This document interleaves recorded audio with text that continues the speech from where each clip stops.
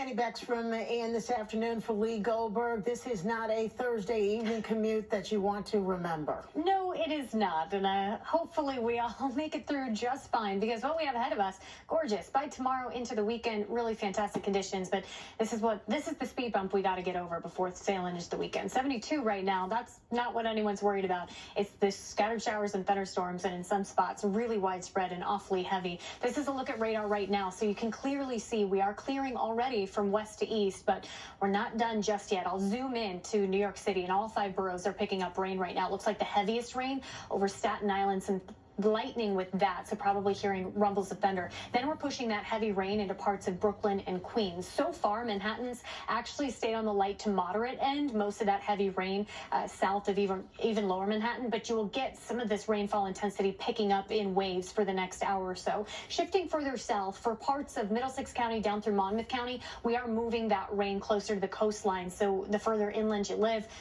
the faster that we clear out that rain. And then Ocean County, where we saw some severe weather, at least a threat for it earlier this afternoon, the rainfall intensity is backing off, and it looks like we're drying out. Still looking at that flood advisory for parts of Monmouth and Middlesex County due to the intense rainfall that fell earlier today, and we're not done with it just yet. But for North Jersey, it's a little lighter and it's a little more scattered rather than widespread. We're still seeing the rain.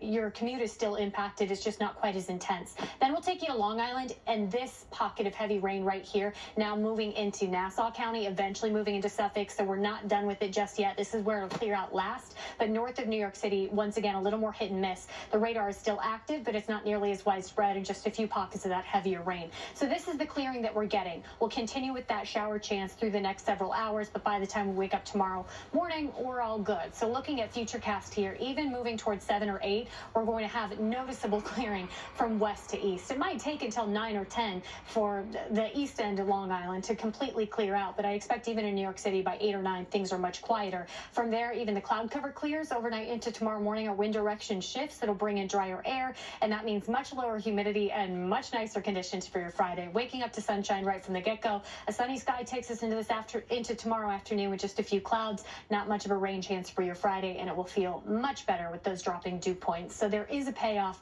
You just got to make it through the AccuWeather alert tonight, and you will just fine. It's primarily rain that we're worried about rather than severe weather, but it's just unfortunate timing given the evening commute, because pockets of heavy rain can lead to some of that localized flooding, and there could be some nuisance road flooding for your commute. That's mainly what we're watching tonight. BC moving toward 8, 9, 10. That's when the storm chances and the rain chances really drop off, and moving into tomorrow we clear out. So evening showers and storms, heavy rain possible at times, but a lot of drying overnight, not just in terms of rain chance, but also in terms of humidity. Our lows falling to the 60s. Tomorrow, much better. Breezy, but that brings in the lower humidity, so not much to complain about there. Highs in the mid-80s, near normal, with sunshine and a few clouds mixing in.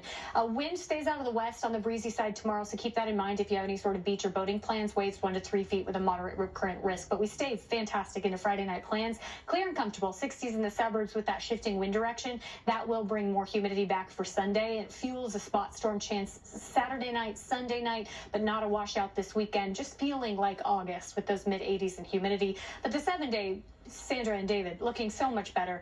Few thunderstorm icons here or there, but once we make it through tonight, the rest of the weekend looks good. Send it back to you guys. Thank you, Danny. Well, as we continue to celebrate hip-hop's 50th anniversary,